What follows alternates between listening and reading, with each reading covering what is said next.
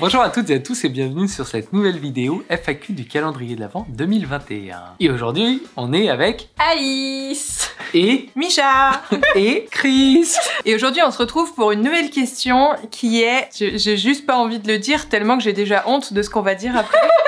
Ça va bien se passer. Qui est nos pires hontes en tant que prestataire de mariage. Les pires boulettes qu'on a jamais fait en presta. Comme ça, on s'est dit, eh bien, écoutez, vous saurez le pire sur nous et vous n'aurez peut-être plus honte de rien après tout ça parce que vous vous direz sûrement mais jamais je fais un truc pareil moi, et en espérant que ça pourra vous rassurer et vous donner de la force et de la confiance pour vos prochaines prestas.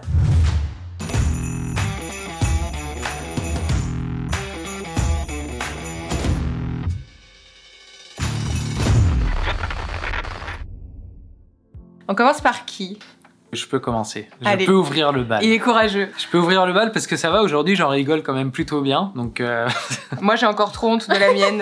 Ils m'ont forcé à le dire mais... Le truc pour lequel je me suis le plus senti mal, c'était... Je place le contexte, comme ça vous saurez. C'était pour une prestation mariage, j'étais en tant que second photographe pour sa presta à elle. Et on était à la mairie, une toute petite mairie où il y avait franchement pas beaucoup de place en fait. Je pense pas qu'on était très nombreux dans la mairie, mais en soi, voilà, autour des chaises et des bureaux, bah il y a pas beaucoup de place. Donc on était un peu genre collés contre le mur, qu'on était à côté du maire à ce moment-là, et je sais pas trop ce que c'était exactement. Alors soit c'était le sac photo que j'avais sur le dos, soit c'était juste tout simplement mon dos, et malencontreusement j'ai touché le cadre, donc là c'était le cadre de Emmanuel Macron, qui s'est retrouvé complètement par terre, qui a forcément bien claqué. Le maire s'est arrêté pendant sa cérémonie, tout le monde m'a regardé, et là je me suis senti genre juste extrêmement mal, genre je savais plus où me mettre, genre je pense que ça a dû se voir sur ma tronche, j'ai dû commencer à devenir tout rouge, parce que de base, faut savoir que je suis assez timide, et donc bah me retrouver dans ce genre de situation, voilà. Mais, par chance, franchement, les mariés étaient super cool, et le maire était aussi super cool, tout le monde se connaissait, donc vraiment bonne ambiance. Donc voilà, bon, j'ai remis le cadre gentiment, par chance il n'était pas cassé.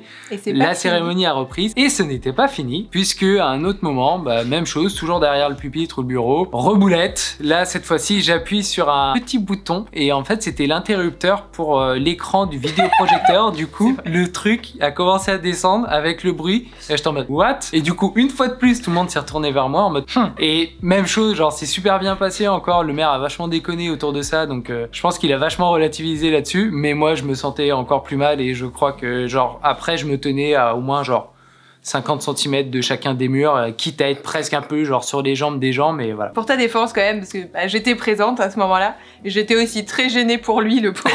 Mais en fait, c'était pas à des moments clés de la cérémonie, comme disait, c'était vraiment bonne ambiance, il y a eu pas mal de blabla, c'était pas pendant les textes de loi où il faut absolument qu'il y ait aucun bruit ni rien, c'était plus pendant le blabla un peu cool de la cérémonie. Et en plus, c'était vraiment genre, ça fait bientôt 6 ans du coup que je suis à mon compte, et j'ai très rarement vu une mairie aussi catastrophique pour en tant que prestataire. En fait, on était vraiment tassés.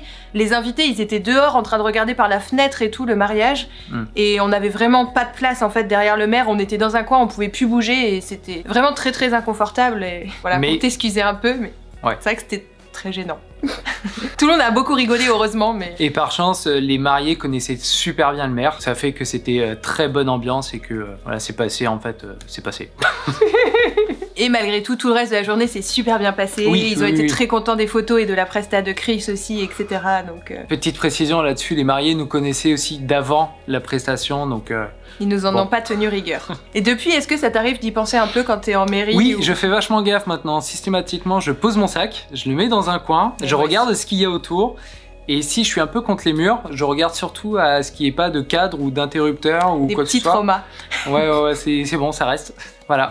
C'est mémorisé. Alice, tour du coup? Allez. Je sais pas, tu veux terminer ou... Non, moi j'ai trop honte, je vais essayer de fuir avant la vidéo. Il y aura plus de place sur la carte mémoire, on pourra pas dire la mienne. Moi du coup c'est un souvenir qui date de vraiment ma toute première prestation mariage, parce que j'étais en tant que second avec une autre photographe, et je suis donc partie sur ce mariage qui durait toute la journée avec une seule batterie. Vraiment la pire idée du monde, hein. Une seule batterie ça ne suffit pas du tout pour faire un mariage. Je sais pas, dans mon monde, je m'étais imaginé que à un moment on aurait une pause, je pourrais mettre ma batterie à charger, je sais pas comment j'avais prévu ça, mais c'était pas une bonne idée. Donc évidemment ma batterie n'a pas du tout duré toute la journée.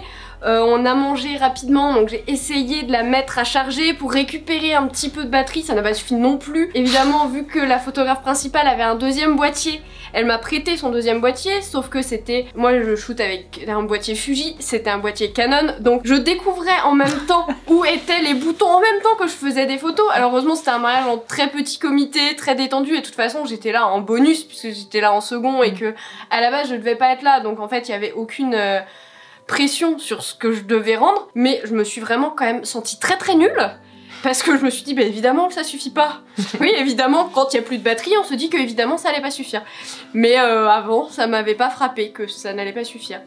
Donc maintenant, je me pointe toujours avec énormément de batterie, plus une très grosse batterie externe et le câble pour charger avec mon double chargeur de batterie. Comme ça, j'ai toujours une batterie dans chaque appareil photo, plus 2 avec moi pour changer celles qui sont dans mes appareils photo, plus 2 qui sont à charger sur cette batterie externe. Comme ça, je n'ai aucun risque de ne plus avoir de batterie au cours de la journée. C'est comme Chris, ça laisse des petits traumas, ce genre de boulettes de débutant. Mais c'est bien du coup de passer par là en un sens.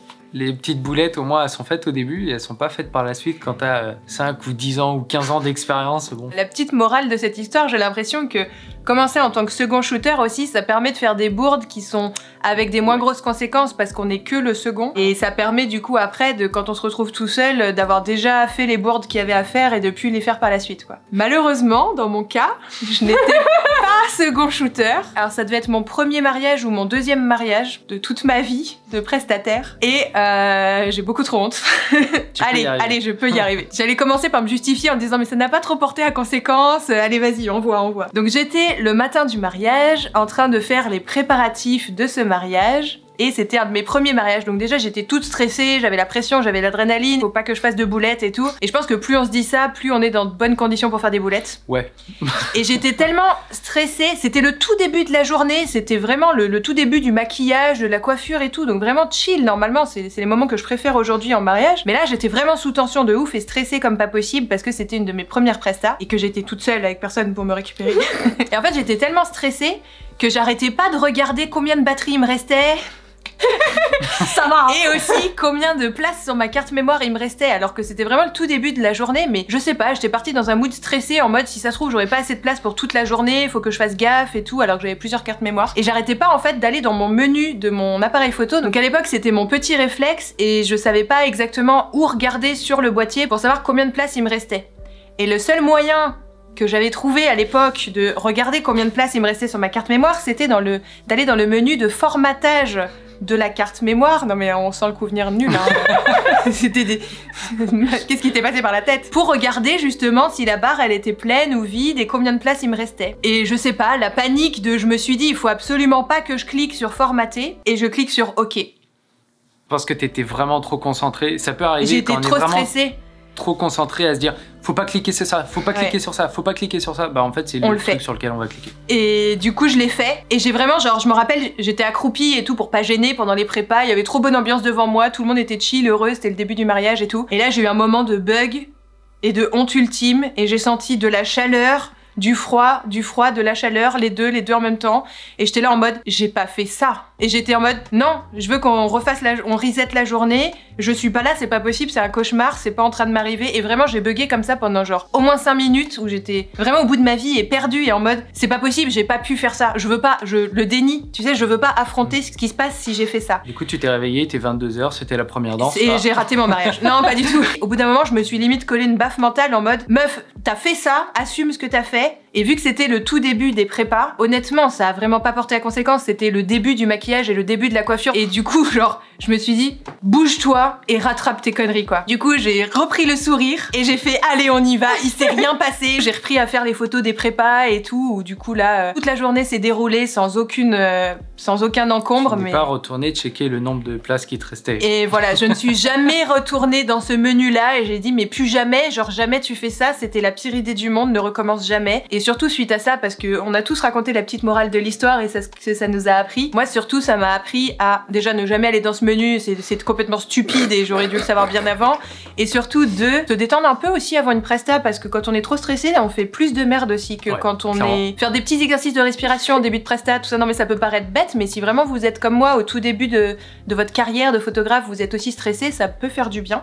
et éviter des boulettes. Et du coup maintenant j'ai acheté un boîtier avec un double slot pour être sûre de ne plus jamais avoir ce genre de problème à l'avenir quoi. Mais je crois que depuis son histoire, moi ça découle que j'ai une petite paranoïa aussi au niveau des cartes SD. Le trauma qui découle sur les autres. Peut-être vous allez développer aussi une crise derrière. Et je sais que du coup depuis quand je suis dans mes menus de réglage parce que j'ai besoin de toucher à quelque chose ou que je viens tout juste de formater mes cartes avant le mariage, je fais en sorte d'aller dans un autre onglet, à un autre étage pour éviter que je ne sais par quel malheur, je sais pas, dans une fausse manip, hop, ça soit le premier truc que je clique. Ça rend parano. Hein. Et moi maintenant, en vrai, je suis tellement encore traumatisée de cette histoire que même quand le mariage il est fini, qu'il est rendu au marié et que je formate enfin mes cartes mémoire parce que j'ai 14 copies différentes. Non.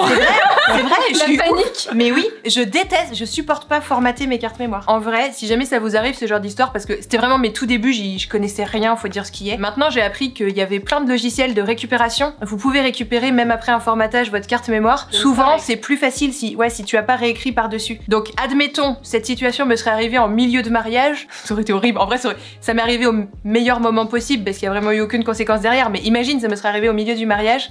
Ce qu'il aurait fallu faire à ce moment-là, c'est de garder la carte mémoire de côté, ne plus y toucher, faire mes photos sur une autre carte mémoire et ensuite revenir avec un logiciel de récupération pour pouvoir espérer récupérer les photos de votre carte formatée. Il y a des possibilités. Ça se fait plutôt. Tu l'as déjà fait toi? Je l'ai jamais fait.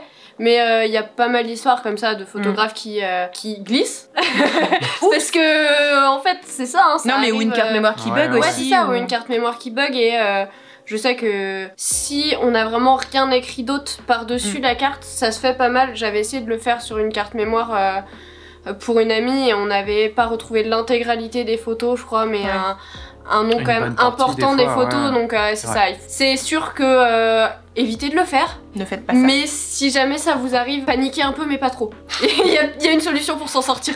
Gardez-la de côté, restez dans le déni le reste de votre journée et récupérez plus tard. Mais non, la meilleure astuce, c'est de jamais faire ça et d'avoir des doubles slots pour ne jamais risquer de perdre vos photos. Et d'avoir plusieurs cartes. Et plusieurs batteries. Et faire attention au décor. J'espère que nos pires mésaventures, nos pires boulettes en presta mariage vous auront donné des idées de ce qu'il ne faut pas faire et peut-être des idées de comment mieux s'organiser pour ne pas faire ça. Mine de rien, quand ça nous est arrivé, on se la joue tellement sécure après. Et surtout, à force aussi d'entendre justement les anecdotes des collègues, parce que malgré tout, ça nous est tous arrivé de faire des boulettes. Après, l'essentiel, c'est de se dire comment on rattrape aussi, bien évidemment, et surtout comment on fait pour ne plus que ça se reproduise. J'ai entendu des collègues avoir perdu ou fait tomber des cartes mémoire en presta aussi, ou des choses comme ça, donc imagine la hantise. Et en fait, plus on entend des histoires comme ça de boulettes que les autres ont fait, plus ça nous évite aussi de les faire parce qu'on se dit ok, c'était pas moi cette fois-là mais ça aurait pu, qu'est-ce que je mets en place aujourd'hui pour ne plus jamais que ça m'arrive ou pour que ça m'arrive jamais si ça m'est pas encore arrivé quoi. N'hésitez pas à balancer toutes vos boulettes dans les commentaires pour aider tout le monde. On espère que nos mésaventures vous aideront à bien vivre les vôtres. Ou à prendre vos précautions pour que jamais ça vous arrive.